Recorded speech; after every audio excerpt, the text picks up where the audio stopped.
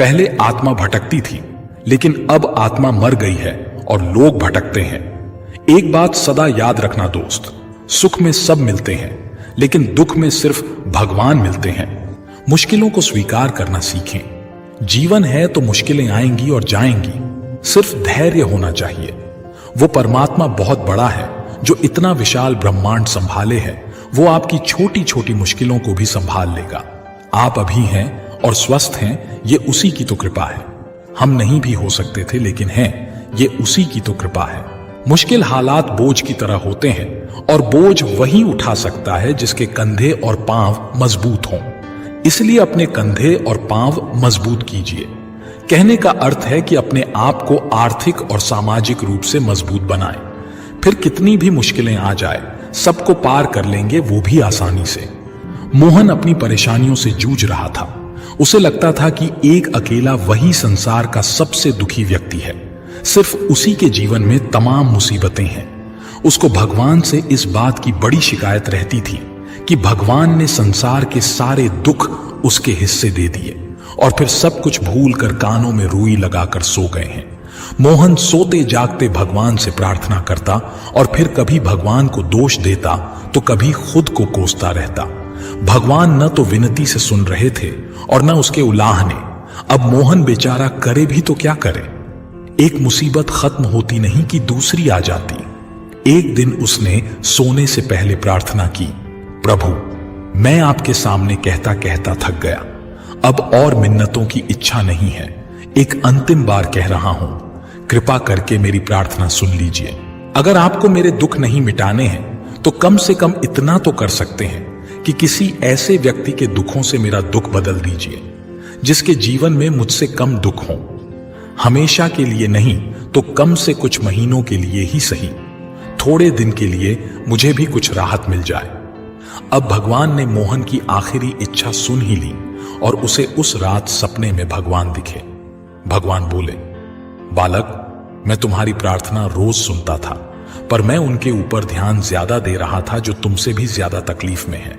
खैर, तुम अपने सारे कष्टों को विस्तार से एक कागज पर लिखो, फिर एक गठरी बनाओ और शहर के मुख्य चौराहे पर जाकर उसे टांग कर आ जाओ। मोहन हड़बड़ाकर नींद से जागा। पहले तो उसको बिल्कुल यकीन ही न हुआ कि सच में भगवान आए थे और उन्होंने उससे यह सब बातें कही हैं। फिर सोचा कि आजमाने में क्या हर्ज है, क्या पता इससे ही कोई रास्ता निकल आए। उसने भगवान के दिए आदेश के अनुसार अपनी सारी परेशानियां अलग अलग कागजों पर लिखी। इतनी परेशानियां लिख डाली कि सच में कागज का ढेर खड़ा हो गया और उसे गठरी में ही बांधना पड़ा। अब नवीन ने अपनी गठरी उठाई और पहुंच गया चौराहे पर, लेकिन वहां पहुंचकर चौराहे का नजारा देखकर अचंभे में पड़ गया। उसने देखा कि चौराहे पर तो पहले से ही लोगों की लंबी लाइन लगी हुई है जो उसी की तरह अपने अपने दुखों की बड़ी बड़ी गठरी लिए आ पहुंचे हैं। आखिर यह चक्कर क्या है? सब कुछ उसकी समझ से बाहर था। अभी वह इन विचारों में ही खोया था कि तभी एक आकाशवाणी हुई। उसमें सभी को अपनी गठरी को चौराहे पर लगी अलग अलग खूंटी में टांग देने का आदेश हुआ। वहां बेहिसाब खूंटियां पहले से ही बनी थी। सभी ने अपनी अपनी गठरी टांगी और फिर ईश्वर के अगले आदेश की प्रतीक्षा करने लगे। कुछ ही देर में दोबारा से आकाशवाणी हुई और सबसे कहा गया कि सभी लोग अंदाजे से कोई ऐसी गठरी उठा लें जो उन्हें अपनी परेशानियों की गठरी से हल्की समझ में आती हो। अब उन्हें वही दुख भोगने होंगे जो उनकी चुनी नई गठरी में दर्ज होंगे। आकाशवाणी सुनते ही सभी हल्की से हल्की गठरी को लपकने के लिए दौड़े। सबके साथ मोहन भी नई गठरी चुनने के लिए भागा। खूंटियों में टंगी समस्त गठरियों को घूरता हुआ वह काफी देर तक अंदाजा लगाता रहा। अब उसे एक डर और था कि कहीं वह कोई ऐसी गठरी न उठा ले जिसमें पहले से भी ज्यादा दुख हो। अगर ऐसा हुआ तो परेशानियां और बढ़ जाएंगी और मुझे लेने के देने पड़ जाएं। जीवन तहस नहस हो जाएगा सो अलग। अब उसके मन में तरह तरह के विचार आने लगे। वह सोचने लगा कि कम से कम वह अपने दुखों से भली भांति परिचित तो है और उन्हें झेलने का आदी भी हो गया है। उनके लिए कुछ रास्ते निकालने की शुरुआत भी की है। शायद उसका परिणाम आए तो एकाध दुख घट ही जाए। कहीं ऐसा न हो कि चुनी गई नई गठरी में दुख और भी ज्यादा पीड़ादायक हो जाए। ऐसे विचारों में खोया वह एक के बाद एक गठरी के सामने से गुजरता, लेकिन तय नहीं कर पाया कि कौन सी गठरी चुनी जाए। उसे यह भी डर था कि कहीं कोई उसकी गठरी न उठा ले। इसी उधेड़-बुन में फंसे मोहन ने आखिरकार अपनी गठरी ही उठा ली और चल पड़ा। उसने तय किया कि वह अब इन चुनौतियों का मुकाबला पहले से ज्यादा मजबूती से करेगा। धीरे धीरे मोहन को अपने ही दुख दूसरों से कम होते हुए महसूस हो रहे थे और उसके जैसे ही भाव वहां मौजूद हर व्यक्ति में आ रहे थे। सच में सबको अपना दुख ज्यादा बड़ा और ज्यादा पीड़ादायक लगता है कि वही संसार का सबसे दुखी प्राणी है, पर हमसे भी ज्यादा न जाने कितने और दुखी हैं। कितने ही लोग ऐसे हैं जिन्हें 2 वक्त का भोजन भी मुश्किल से नसीब होता है।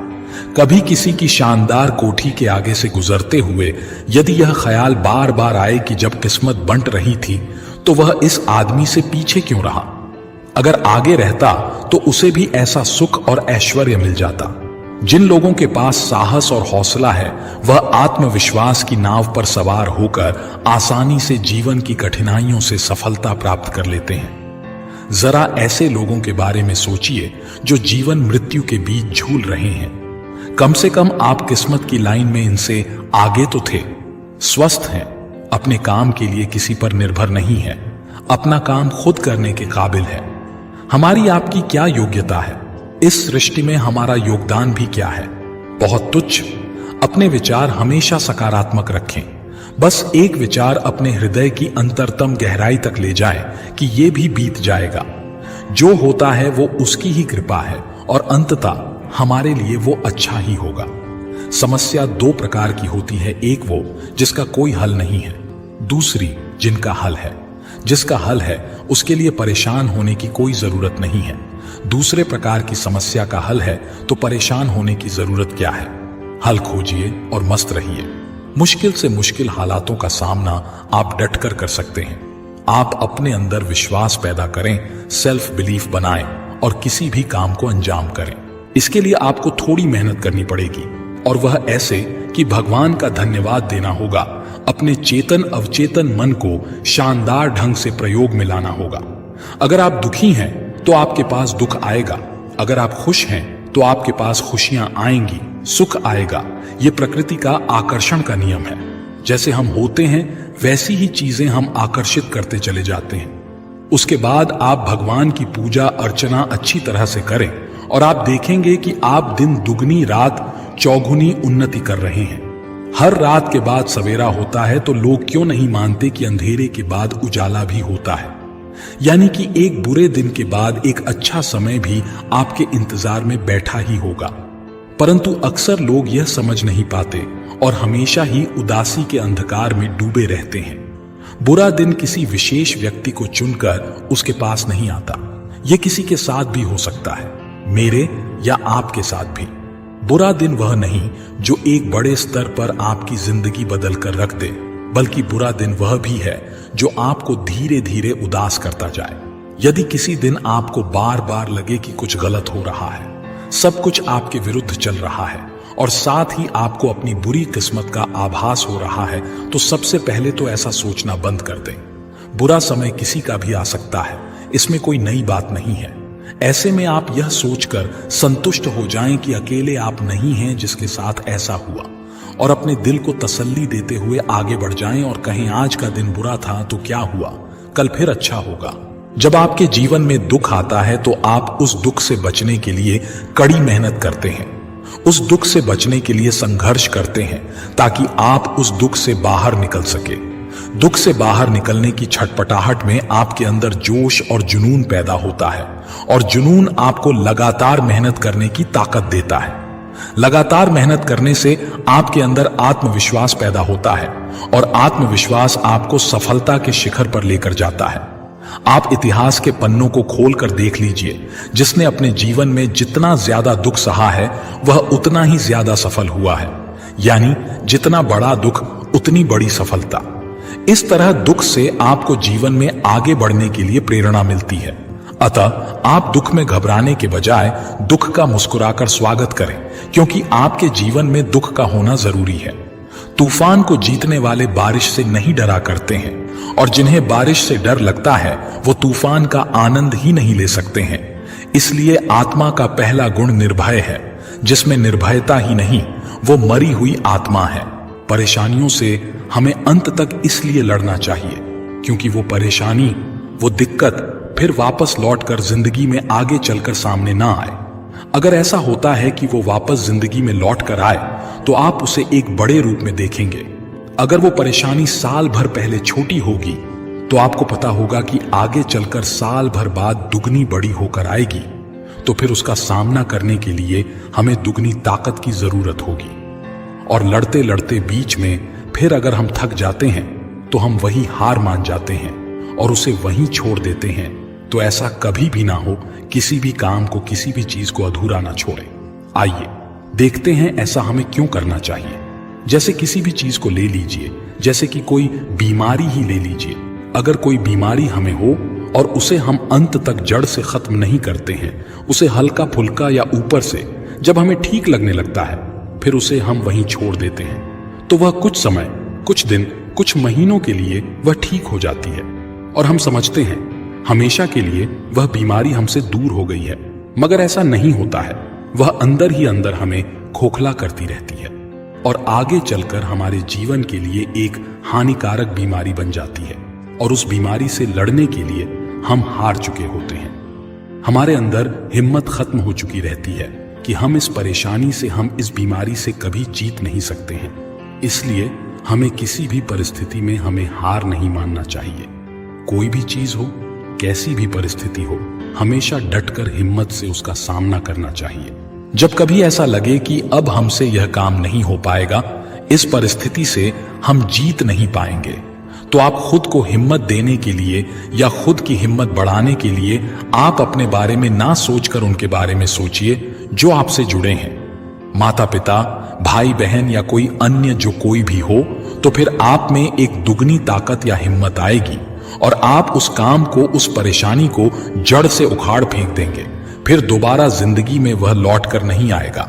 जब कभी आप किसी भी परिस्थिति से लड़ते लड़ते हार मानने लगते हैं और एक अंदर से अलग ही ऊर्जा शक्ति उत्पन्न होती है और फिर आप उस परिस्थिति से जीत हासिल करते हैं, फिर कभी भी पूरे जीवन काल में कोई भी ऐसी परिस्थिति, कोई भी ऐसी मुसीबत नहीं है जिससे आप जीत ना पाए। हर कदम पर जीत होनी तय हो जाती है। सिर झुकाकर गुजर जाने दो उस मुश्किल दौर को। बस हिम्मत का दामन कसकर पकड़े रहो और कृष्णा जी का आसरा न छोड़ो। कांटों पर चलकर फूल खिलते हैं, विश्वास पर चलकर भगवान मिलते हैं। किस्मत की लकीरें खुद बना लो। जिंदगी बहुत बड़ी है, इसे रोकर नहीं हंसकर गुजार लो। जिंदगी में सारा झगड़ा ही ख्वाहिशों का है। ना तो किसी को गम चाहिए और ना ही किसी को कम चाहिए। छोटी सी है जिंदगी, हंस के जियो, भुला के सारे गम दिल से जियो। उदासी में क्या रखा है, मुस्कुरा के जियो। अपने लिए न सही, अपनों के लिए जियो। जन्म कब लेना है और मरना कब है, यह हम तय नहीं कर सकते, पर कैसे जीना है वो हम तय कर सकते हैं। जीवन में छोटे बड़े सबको महत्व दो, क्योंकि जहां सुई का काम है वहां तलवार काम नहीं करती। जिंदगी बहुत छोटी है, इसलिए किसी इंसान का पीछा करने से कई गुना बेहतर है अपने सपनों को पूरा करना। जीवन की परीक्षा में कोई अंक नहीं मिलते हैं, पर लोग आपको हृदय से स्मरण करें तो समझ लेना आप उत्तीर्ण हो गए। अपने सपनों को कभी मत छोड़ो, चाहे आपकी यात्रा कितनी भी दर्दनाक और कठिन क्यों ना हो। खुश रहने का मतलब ये नहीं कि सब कुछ ठीक है, इसका मतलब ये है कि आपने आपके दुखों से ऊपर उठकर जीना सीख लिया है। किसी के बुरे वक्त में उसका हाथ पकड़ो, सहारा दो और उसे हिम्मत दो, क्योंकि बुरा वक्त तो थोड़े समय में चला जाएगा, लेकिन वो आपको दुआ जिंदगी भर देता रहेगा। जीवन में कभी ये मत सोचो कि मेरे से बुरा आदमी मेरे से ज्यादा सुखी क्यों है, पर यह जरूर सोचना कि मेरे से अच्छा आदमी मुझसे ज्यादा दुखी क्यों है। सांप घर पर दिखाई दे तो लोग डंडों से मारते हैं, और यदि सांप शिवलिंग पर दिखाई दे तो दूध पिलाते हैं। लोग सम्मान आपका नहीं, आपके स्थान और स्थिति का करते हैं। अभिमान की ताकत फरिश्तों को भी शैतान बना देती है, लेकिन नम्रता भी कम शक्तिशाली नहीं है। वह साधारण इंसान को फरिश्ता बना देती है।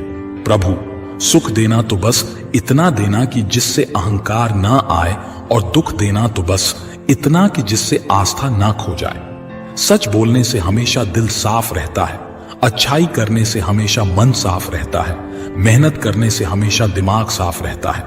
जब रिश्ता नया होता है तो लोग बात करने का बहाना ढूंढते हैं, और जब वही रिश्ता पुराना हो जाता है तो लोग दूर होने का बहाना ढूंढते हैं। अगर किसी परिस्थिति के लिए आपके पास सही शब्द नहीं है तो सिर्फ मुस्कुरा दीजिए। शब्द उलझा सकते हैं, पर मुस्कुराहट हमेशा काम कर जाती है। जब आप गिरते हैं तो सब आपके ऊपर हंसते हैं, लेकिन जब आप उठते हैं तो सब आपके साथ नहीं उठ पाते। जीवन का सच न तो सुनाया जा सकता है और न ही पढ़ा जा सकता है, उसे समझना होगा। इंसान को बोलना सीखने में 2 साल लग जाते हैं, लेकिन क्या बोलना है यह सीखने में पूरी जिंदगी निकल जाती है। जिंदगी और समय संसार के सबसे श्रेष्ठ अध्यापक हैं। जिंदगी समय का सही इस्तेमाल बता देती है, वहीं समय जिंदगी का मोल। तुम लगातार उसी को देखते जाते हो जो नहीं मिला है, उसको नहीं देखते जो मिला है। जो मिला है उसको कभी धन्यवाद नहीं देते, सदा शिकायत से भरे रहते हो और दुखी रहते हो। किसी की मजबूरियों पर मत हंसिए, कोई मजबूरियां खरीद कर नहीं लाता। डरिए वक्त की मार से, क्योंकि बुरा वक्त किसी को बताकर नहीं आता। गुरूर में इंसान को इंसान नहीं दिखता, जैसे छत पर चढ़ जाओ तो अपना ही मकान नहीं दिखता। दुनिया को झूठे लोग ही पसंद आते हैं। थोड़ी सी सच्चाई कह देने से आजकल अपने ही रूठ जाते हैं। दौलत तो विरासत में मिल सकती है, लेकिन पहचान खुद बनानी पड़ती है। जिसकी उम्मीद सिर्फ ऊपर वाला हो वो कभी नाउम्मीद नहीं होते। लंबा धागा और लंबी जुबान हमेशा उलझ जाती है, इसलिए धागा लपेटकर और जुबान समेट कर रखें। आशा और विश्वास कभी गलत नहीं होते, बस ये हम पर निर्भर करता है कि हमने आशा किससे की और विश्वास किस पर किया। तुम नीचे गिरोगे, तुम्हें कोई उठाने नहीं आएगा, और तुम जरा सा भी उड़ोगे, तुम्हें गिराने की कोशिश 1000 करेंगे। समय के पास इतना समय नहीं कि वो आपको दोबारा समय दे सके। कभी नहीं गिरने से ज्यादा महान काम हर बार गिरकर भी उठने की हिम्मत करना है। धैर्य रखिए, आसान बनने से पहले सभी चीजें कठिन होती हैं। जीवन में समस्याओं का सामना इसलिए करना पड़ता है ताकि हम उनसे लड़कर और भी मजबूती के साथ निखर कर आए। इस दुनिया में हर कोई मतलब से भरा हुआ है, इसलिए सिर्फ खुद पर विश्वास करना सीखिए।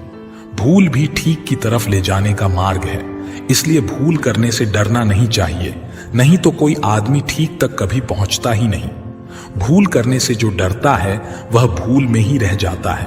खूब दिल खोलकर भूल करनी चाहिए।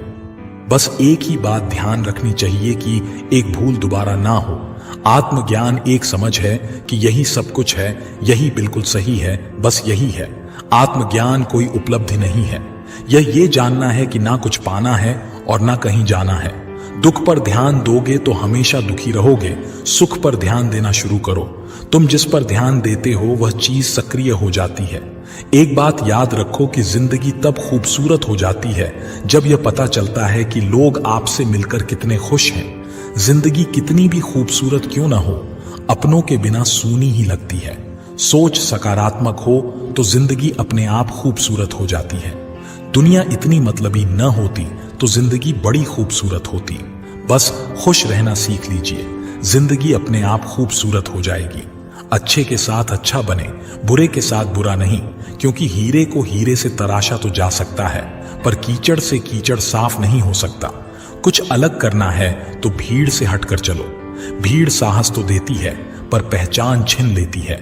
जिंदगी में अगर बुरा वक्त नहीं आता तो अपनों में छुपे हुए गैर और गैरों में छुपे हुए अपनों का कभी पता न चलता। जब तक हम ये जान पाते हैं कि जिंदगी क्या है, तब तक ये आधी खत्म हो चुकी होती है। हर कोई चाहता है कि इस दुनिया में ज्यादा से ज्यादा खुश रहें और उन्हें ज्यादा कठिन हालातों का सामना न करना पड़े, पर दुनिया में हर व्यक्ति को अपने जीवन में कई परिस्थितियों से गुजरना पड़ता है। आपको यह निर्णय लेना होगा कि आप आगे बढ़ेंगे। यह अपने आप नहीं होगा, आपको उठना होगा और कहना होगा, मुझे परवाह नहीं है कि यह कितना कठिन है, मुझे परवाह नहीं है कि मैं कितना निराश हूं, मैं इसे खुद पर हावी नहीं होने दूंगा। मैं अपने जीवन के साथ आगे बढ़ रहा हूं। टूटे हुए परिवार जैसी कोई चीज नहीं होती। परिवार परिवार है और यह विवाह प्रमाण पत्र तलाक के कागजात और गोद लेने के दस्तावेजों से निर्धारित नहीं होता है। परिवार दिल में बनते हैं। परिवार तभी शून्य होता है जब हृदय के बंधन टूट जाते हैं। यदि आप उन संबंधों को तोड़ देते हैं तो वे लोग आपका परिवार नहीं है। यदि आप वे संबंध बनाते हैं तो वे लोग आपका परिवार हैं। और यदि आप उन संबंधों से नफरत करते हैं तो वे लोग अभी भी आपका परिवार रहेंगे, क्योंकि आप जिससे भी नफरत करते हैं वह हमेशा आपके साथ रहेगा। जब तक जीना तब तक सीखना। अनुभव ही जगत में सर्वश्रेष्ठ शिक्षक है। जब तक आप खुद पर विश्वास नहीं करते तब तक आप भगवान पर विश्वास नहीं कर सकते। जो अग्नि हमें गर्मी देती है हमें नष्ट भी कर सकती है। यह अग्नि का दोष नहीं है। चिंतन करो, चिंता नहीं, नए विचारों को जन्म दो। ब्रह्मांड की सारी शक्तियां पहले से हमारी हैं। वो हम ही हैं जो अपनी आंखों पर हाथ रख लेते हैं और फिर रोते हैं कि कितना अंधकार है। विश्व एक विशाल व्यायामशाला है जहां हम खुद को मजबूत बनाने के लिए आते हैं। दिल और दिमाग के टकराव में दिल की सुनो। शक्ति जीवन है, निर्बलता मृत्यु है। विस्तार जीवन है, संकुचन मृत्यु है। प्रेम जीवन है, द्वेष मृत्यु है। किसी दिन जब आपके सामने कोई समस्या न आए, आप सुनिश्चित हो सकते हैं कि आप गलत मार्ग पर चल रहे हैं। भाग्य उनका साथ देता है जो कठिन परिस्थितियों का सामना करके भी अपने लक्ष्य के प्रति दृढ़ रहते हैं। भावनाएं ही तो हैं जो दूर रहकर भी अपनों की नजदीकियों का एहसास कराती हैं, वरना दूरी तो दोनों आंखों के बीच भी है। जिंदगी में सबसे बड़ा धनवान वो इंसान होता है जो दूसरों को अपनी मुस्कुराहट देकर उनका दिल जीत लेता है। इंसान की वाणी एक कीमती आभूषण है। इसके गलत इस्तेमाल से इंसान की चमक फीकी पड़ जाती है। इंसान के जीवन में दो तरह के दुख होते हैं। पहला वह जिसकी अभिलाषा पूरी नहीं हुई, और दूसरा यह कि उसके जीवन की अभिलाषा पूरी हो गई। चिंता जीवन के सारे दुखों का एक ही कारण है। ऐसे में किसी भी प्रकार का कष्ट आने पर सबसे पहले उससे जुड़ी चिंता करना छोड़ दें, बल्कि उसे दूर करने का चिंतन करें। अगर थोड़े से आराम को छोड़ने से व्यक्ति को बड़ी खुशी मिलती है तो एक समझदार व्यक्ति को चाहिए कि वह थोड़ा सा दुख या कष्ट सहते हुए बड़ा सुख हासिल करे। दुख किसी के साथ भेदभाव नहीं करता, वह हर किसी के जीवन में आता है। इसलिए दुखी होने की बजाय उससे बाहर निकलने का प्रयास करना ही समझदारी होती है। इंसान का जीवन एक सिक्के के समान है, जिसके एक ओर सुख तो दूसरी ओर दुख होता है। उसके साथ कभी सुख तो कभी दुख लगा रहता है। ऐसे में जब सुख हो तो घमंड मत करना, और जब दुख आए तो थोड़ा सब्र करना। युद्ध हो या जीवन सफलता केवल 3 शस्त्रों से प्राप्त होती है: धर्म, धैर्य और साहस। एक बार किसी को माफ करके अच्छे बन जाओ, लेकिन दोबारा उसी इंसान पर कभी भरोसा करके बेवकूफ ना बनो। धर्म केवल हमें रास्ता दिखाता है, परंतु मंजिल तक तो कर्म ही पहुंचाता है। आज यदि आपके दिन बुरे चल रहे हैं तो कल अवश्य ही अच्छा होगा। आप केवल निस्वार्थ भाव से अपना कर्म कीजिए। जो मार्ग ईश्वर ने आपके लिए खोला है उसे कभी भी कोई बंद नहीं कर सकता है। जिस मनुष्य ने अपनी जवानी में बहुत सारे पाप किए हो उसे बुढ़ापे में नींद नहीं आती है। संसार के सारे रिश्ते नश्वर हैं और केवल शरीर से जुड़े हुए हैं।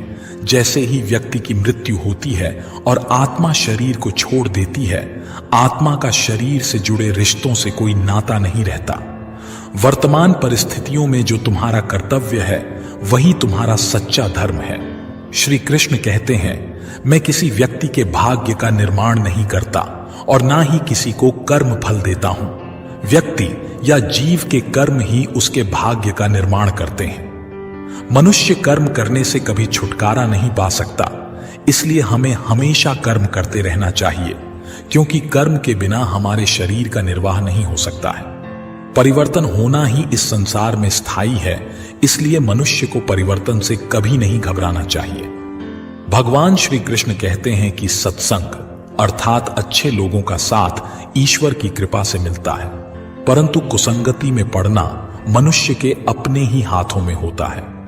कर्म वह आईना है जो हमारा स्वरूप हमें दिखा देता है, अतः हमें कर्म का एहसानमंद होना चाहिए। अगर जीवन में बदलाव के लिए तैयार नहीं हो तो तुम कभी भी आगे नहीं बढ़ सकते। काश कोई परिंदा ये कह सकता कि तेरी उड़ान के आगे मैं कमजोर पड़ गया, लिखकर मिटा देते हो अपने संघर्ष की दास्तां, लोगों को पता कैसे लगेगा मेहनत क्या होती है? उसने कहा, किस्मत इसकी अच्छी है। मैंने मुस्कुराकर मेहनत से कहा, देख कितना आगे है किस्मत तुझसे। हर समस्या का इस दुनिया में हल है और इसी तरह हर मेहनत का फल भी है। पसीने की स्याही से जो लिखते हैं अपने इरादों को, उनकी किस्मत के पन्ने कभी कोरे नहीं हुआ करते। आपकी प्रगति धीमी है या बार बार गलती हो जाती है तो चिंता ना करें, क्योंकि आप उनसे कई गुना आगे हैं जो प्रयास ही नहीं करते। जब आपको नीचे फेंका जाए तो आप कितना ऊंचा उठते हो, इसी में आपकी सफलता है। अपनी पीड़ा सह लेना और दूसरे जीवों को पीड़ा न पहुंचाना, यही तपस्या का स्वरूप है। लोग चाहे मुट्ठी भर हों, लेकिन संकल्पवान हों, अपने लक्ष्य में दृढ़ आस्था हो, वे इतिहास को भी बदल सकते हैं। मेहनत करने से दरिद्रता नहीं रहती, धर्म करने से पाप नहीं रहता, मौन रहने से कलह नहीं होता। जब तक आप चीजों को अलग तरीके से नहीं देखते, तब तक आप उसे अलग तरीके से नहीं कर सकते। अपने मिशन में सफल होने के लिए आपको अपने लक्ष्य के प्रति एकचित्त भाव से समर्पित होना पड़ेगा।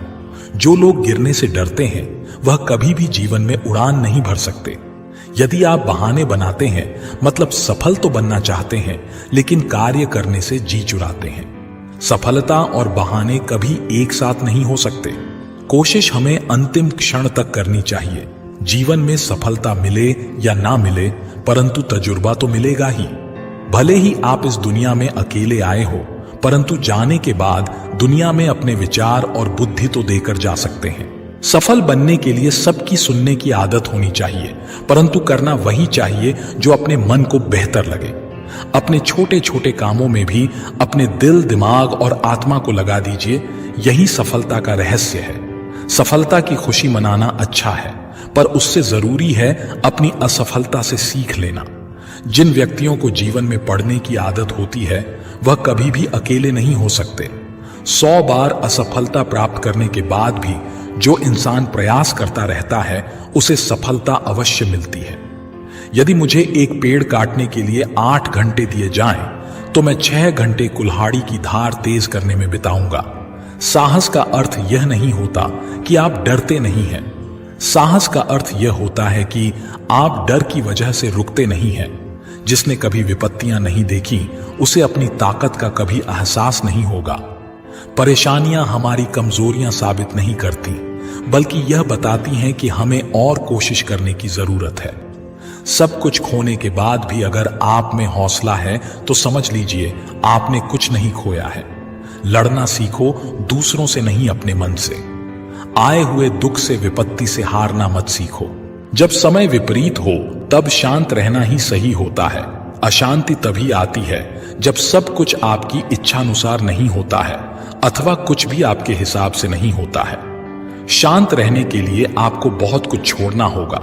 अच्छे से समझना होगा कि सब कुछ आपके हिसाब से नहीं होगा, और इसके अलावा किसी से भी कोई उम्मीद न रखें। जब हम किसी से कोई उम्मीद करते हैं और वह पूरी नहीं होती, तब दुख होता है और सोच सोच कर मन अशांत रहने लगता है।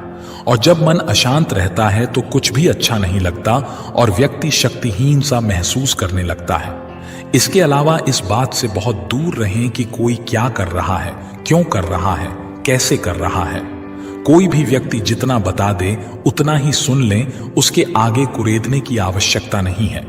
अपने धर्म के अनुसार अपने प्रभु से मन लगाएं, प्रभु में विश्वास रखें। जो कुछ सुलभ है उसी में खुश रहना सीखें। अपनी सेहत का ध्यान रखें। आप जितना प्रकृति के नजदीक होंगे, उतना ही आप खुद में शांति की अनुभूति करेंगे। आप किसी नदी, किसी पर्वत पर भी जा सकते हैं। आप ध्यान द्वारा भी शांति प्राप्त कर सकते हैं। मन का बेचैन होना उसका स्वभाव है। हमारे मन को लगता है कि अगर वह अलग अलग बातों के बारे में सोचता रहेगा तो हमें आने वाली हर मुश्किल और मुसीबत से बचा लेगा, पर ऐसा होता नहीं है। हम अपने जीवन का काफी अधिक समय सोच विचार करके परेशान होने में निकाल देते हैं। भगवान श्री कृष्ण कहते हैं कि मन का यह स्वभाव बदलना मुश्किल जरूर है, असंभव नहीं। सही करने की हिम्मत उसी में आती है जो गलती करने से नहीं डरते हैं। दोस्तों, सुख कहीं ढूंढना नहीं पड़ता, सुख हमारे अंदर ही है। बस हमें अपने अंदर झांकने की जरूरत है। जीवन के किसी भी क्षेत्र में बेहतर रणनीति आपके जीवन को सफल बना सकती है, और यदि कोई योजना या रणनीति नहीं है तो समझो जीवन एक अराजक भविष्य में चला जाएगा जिसके सफल होने की कोई गारंटी नहीं। भगवान श्री कृष्ण के पास पांडवों को बचाने का कोई मास्टर प्लान नहीं होता तो पांडवों की कोई औकात नहीं थी कि वे कौरवों से किसी भी मामले में जीत जाते। कहते हैं कि जैसी संगत वैसी पंगत और जैसी पंगत वैसा जीवन। आप लाख अच्छे हैं, लेकिन यदि आपकी संगत बुरी है तो आप बर्बाद हो जाएंगे। लेकिन यदि आप लाख बुरे हैं और आपकी संगत अच्छे लोगों से है और आप उनकी सुनते भी हैं तो निश्चित ही आप आबाद हो जाएंगे। कौरवों के साथ शकुनी जैसे लोग थे, जो पांडवों के साथ कृष्ण। शकुनी मामा जैसी आपने संगत पाल रखी है तो आपका दिमाग चलना बंद ही समझो। कहते हैं कि अधूरा ज्ञान सबसे खतरनाक होता है। इस बात का उदाहरण है अभिमन्यु।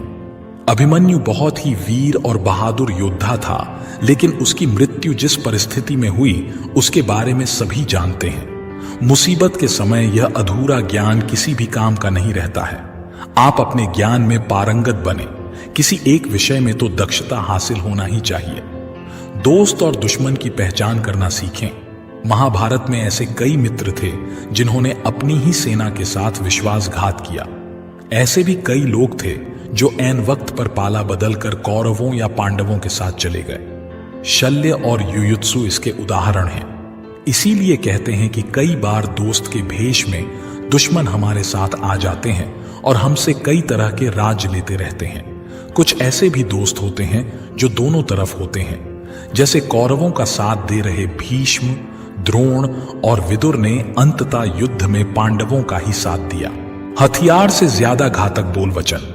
महाभारत का युद्ध नहीं होता यदि कुछ लोग अपने वचनों पर संयम रख लेते। जैसे द्रौपदी यदि दुर्योधन को अंधे का पुत्र भी अंधा नहीं कहती तो महाभारत नहीं होती। शिशुपाल और शकुनी हमेशा चुभने वाली बातें ही करते थे, लेकिन उनका हश्र क्या हुआ यह सभी जानते हैं। सबक यह कि कुछ भी बोलने से पहले हमें यह सोच लेना चाहिए कि इसका आपके जीवन, परिवार या राष्ट्र पर क्या असर होगा।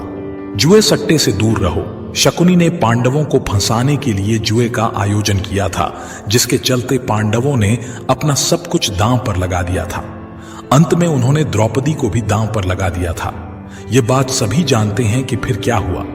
अतः जुए, सट्टे, षड्यंत्र से हमेशा दूर रहो। ये चीजें मनुष्य का जीवन अंधकारमय बना देती हैं। सदा सत्य के साथ रहो। कौरवों की सेना पांडवों की सेना से कहीं ज्यादा शक्तिशाली थी। एक से एक योद्धा और ज्ञानीजन कौरवों का साथ दे रहे थे। पांडवों की सेना में ऐसे वीर योद्धा नहीं थे। कहते हैं कि विजय उसकी नहीं होती जहां लोग ज्यादा हैं, ज्यादा धनवान हैं या बड़े पदाधिकारी हैं। विजय हमेशा उसकी होती है जहां ईश्वर है, और ईश्वर हमेशा वही है जहां सत्य है। इसलिए सत्य का साथ कभी न छोड़ें। अंततः सत्य की ही जीत होती है। सत्य के लिए जो करना पड़े करो। लड़ाई से डरने वाले मिट जाते हैं। जिंदगी एक उत्सव है, संघर्ष नहीं। लेकिन जीवन के कुछ मोर्चों पर व्यक्ति को लड़ने के लिए हमेशा तैयार रहना चाहिए। जो व्यक्ति लड़ना नहीं जानता, युद्ध उसी पर थोपा जाएगा या उसको सबसे पहले मारा जाएगा। महाभारत में पांडवों को यह बात श्री कृष्ण ने अच्छे से सिखाई थी। पांडव अपने बंधु बांधवों से लड़ना नहीं चाहते थे, लेकिन श्री कृष्ण ने समझाया कि जब किसी मसले का हल शांतिपूर्ण तरीके से नहीं होता तो फिर युद्ध ही एकमात्र विकल्प बच जाता है। कायर लोग युद्ध से पीछे हटते हैं। युद्ध भूमि पर पहुंचने के बाद भी अर्जुन युद्ध नहीं करना चाहता था। तब भगवान श्री कृष्ण ने उससे कहा कि न कोई मरता है और न कोई मारता है, सभी निमित्त मात्र हैं। आत्मा अजर और अमर है, इसलिए मरने या मारने से क्या डरना। खुद नहीं बदलोगे तो समाज तुम्हें बदल देगा। जीवन में हमेशा दानी, उदार और दयालु होने से काम नहीं चलता। महाभारत में जिस तरह से कर्ण की जिंदगी में उतार चढ़ाव आए, उससे यही सीख मिलती है कि इस क्रूर दुनिया में अपना अस्तित्व बनाए रखना कितना मुश्किल होता है। इसलिए समय के हिसाब से बदलना जरूरी होता है, लेकिन वह बदलाव ही उचित है जिसमें सभी का हित हो।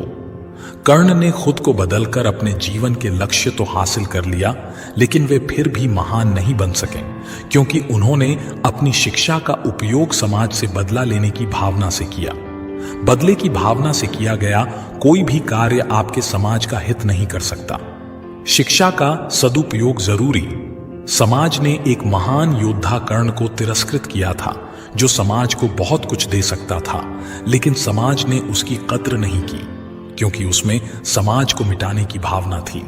कर्ण के लिए शिक्षा का उद्देश्य समाज की सेवा करना नहीं था, अपितु वो अपने सामर्थ्य को आधार बनाकर समाज से अपने अपमान का बदला लेना चाहता था।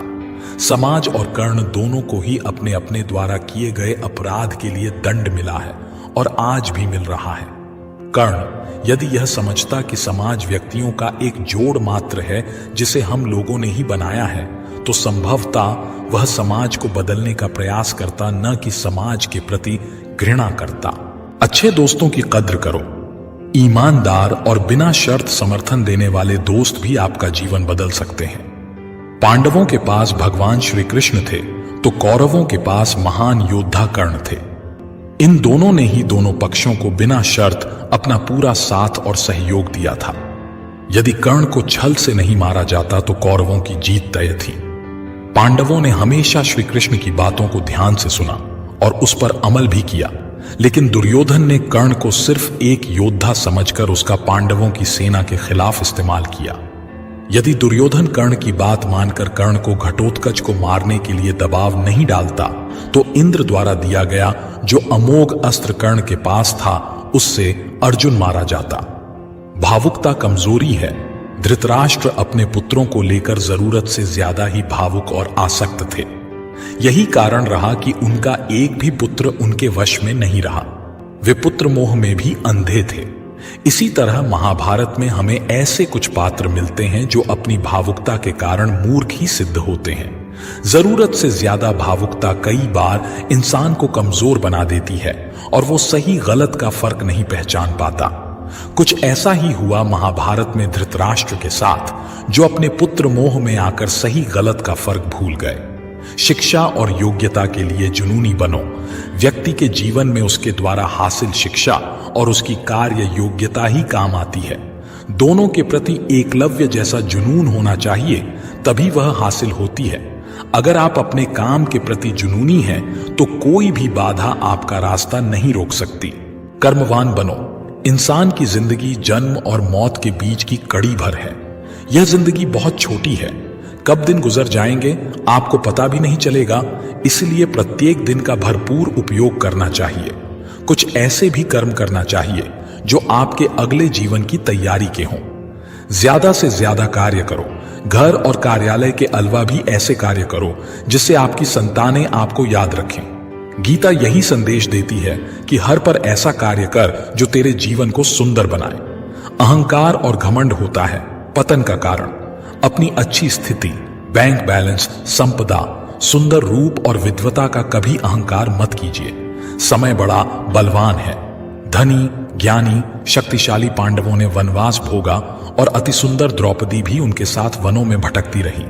समय के खेल निराले हैं। जिस अंबा का जीवन भीष्म के कारण बर्बाद हो गया था, उसने शिखंडी के रूप में जन्म लेकर भीष्म से बदला लिया था। महाभारत में ऐसे कई उदाहरण हैं जिनसे यह प्रेरणा मिलती है कि घमंड को पतन का कारण बनने में देर नहीं लगती है। कोई भी संपत्ति किसी की भी नहीं है। अत्यधिक लालच इंसान की जिंदगी को नर्क बना देता है। जो आपका नहीं है उसे अनीतिपूर्वक लेने, हड़पने का प्रयास न करें। आज नहीं तो कल उसका दंड अवश्य मिलता है। भगवान श्री कृष्ण कहते हैं कि आज जो तेरा है, बीता हुआ कल किसी और का था और आने वाला कल किसी और का हो जाएगा। अतः तू संपत्ति और वस्तुओं से आसक्ति मत पाल। यह तेरी मृत्यु के बाद यहीं रखे रह जाएंगे। अर्जित करना है तो परिवार का प्रेम और अपनत्व अर्जित कर, जो हमेशा तेरे साथ रहेगा। ज्ञान का हो सही क्रियान्वयन। शिष्य या पुत्र को ज्ञान देना माता पिता व गुरु का कर्तव्य है, लेकिन सिर्फ ज्ञान से कुछ भी हासिल नहीं होता। बिना सद्बुद्धि के ज्ञान अकर्म या विनाश का कारण ही बनता है। इसलिए ज्ञान के साथ बुद्धि, अच्छे संस्कार देने भी जरूरी हैं। हमने ऐसे कई व्यक्ति देखे हैं जो है तो बड़े ज्ञानी, लेकिन व्यक्तित्व से दब्बू या खब्बू हैं या किसी जंगल में धूनी रमाकर बैठे हैं। उनके ज्ञान से न तो परिवार का हित हो रहा है और न समाज का। दंड का डर जरूरी, न्याय व्यवस्था वही कायम रख सकता है जो दंड को सही रूप में लागू करने की क्षमता रखता हो। यह चिंतन घातक है कि अपराध से घृणा करो, अपराधी से नहीं। दुनिया भर की जेलों से इसके उदाहरण प्रस्तुत किए जा सकते हैं कि जिन अपराधियों को सुधारने की दृष्टि से पुनर्वास कार्यक्रम चलाए गए, उन्होंने समाज में जाकर फिर से अपराध को अंजाम दिया है। अपराधी को हर हाल में दंड मिलना ही चाहिए। यदि उसे दंड नहीं मिलेगा तो समाज में और भी अपराधी पैदा होंगे और फिर इस तरह संपूर्ण समाज ही अपराधियों का समाज बन जाएगा। युधिष्ठिर के अहिंसा में उनके विश्वास को देखते हुए युद्ध के बाद भीष्म को उन्हें उपदेश देना पड़ा कि राजधर्म में हमेशा दंड की जरूरत होती है, क्योंकि प्रत्येक समाज में अपराधी तो होंगे ही। दंड न देना सबसे बड़ा अपराध होता है। न्याय की रक्षा जरूरी। न्याय हमेशा उन लोगों के साथ होता है जो शक्तिशाली हैं या जो न्याय पाने के लिए प्राणपण से उत्सुक हैं। जिन्होंने अपने लिए न्याय मांगा है, उनके साथ ईश्वर ने न्याय किया भी है। मांगोगे नहीं तो मिलेगा भी नहीं, यह प्रकृति का नियम है। गुरु द्रोणाचार्य ने कर्ण और एकलव्य के साथ जरूर अन्याय किया था, लेकिन आज दुनिया अर्जुन को सर्वश्रेष्ठ धनुर्धर नहीं मानती, क्योंकि कर्ण और एकलव्य ने हमेशा न्याय की मांग की और अंत में आज दुनिया उन्हें श्रेष्ठ धनुर्धर मानती है। महाभारत हमें सिखाती है कि न्याय की रक्षा करना कितना जरूरी है, लेकिन यह भी एक कटु सत्य है कि न्याय सिर्फ शक्तिशाली लोगों के साथ ही है। छिपे हुए को जानने का ज्ञान जरूरी। यह जगत या व्यक्ति जैसा है वैसा कभी दिखाई नहीं देता, अर्थात लोग जैसे दिखते हैं वैसे होते नहीं, चाहे वह कोई भी हो। महाभारत का हर पात्र ऐसा ही है, रहस्यमय। छिपे हुए को जानना ही व्यक्ति का लक्ष्य होना चाहिए, क्योंकि ज्ञान ही व्यक्ति को बचाता है। भगवान श्री कृष्ण के ऐसे कई योद्धा थे जो छिपे हुए सत्य को जानते थे। सफर करने में होती है बरकत। एक स्थान से दूसरे स्थान पर जाना या एक स्थान को छोड़कर दूसरे स्थान पर रहने से लाभ ही मिलता है। पांडवों को हस्तिनापुर छोड़कर 2 बार जंगल में रहना पड़ा और अंत में उनको जब खांडव प्रस्थ मिला तो वे वहां चले गए। इसी तरह भगवान श्री कृष्ण को भी कई बार मथुरा को छोड़कर जाना पड़ा और अंत में वे द्वारिका में बस गए थे। कई बार लोगों को व्यापार या नौकरी के लिए दूसरे शहर या देश में जाना होता है। गोपनीयता और संयम जरूरी। जीवन हो या युद्ध, सभी जगह गोपनीयता का महत्व है। यदि आप भावना में बहकर किसी को अपने जीवन के राज्य बताते हैं या किसी व्यक्ति या समाज विशेष पर क्रोध या कटाक्ष करते हैं तो आप कमजोर माने जाएंगे। महाभारत में ऐसे कई मौके आए जबकि नायकों ने अपने राज ऐसे व्यक्ति के समक्ष खोल दिए जो राज जानने ही आया था, जिसके चलते ऐसे लोगों को मुंह की खानी पड़ी। दुर्योधन, भीष्म, बर्बरिक ऐसे उदाहरण हैं जिन्होंने अपनी कमजोरी और शक्ति का राज खोल दिया था। चिंता, भय और अशांति है मृत्यु का द्वार। किसी भी प्रकार की चिंता करना, मन को अशांत रखना और व्यर्थ के भय को पालते रहने से मृत्यु आसपास ही मंडराने लगती है। मौत तो सभी को आनी है, फिर चिंता किस बात की?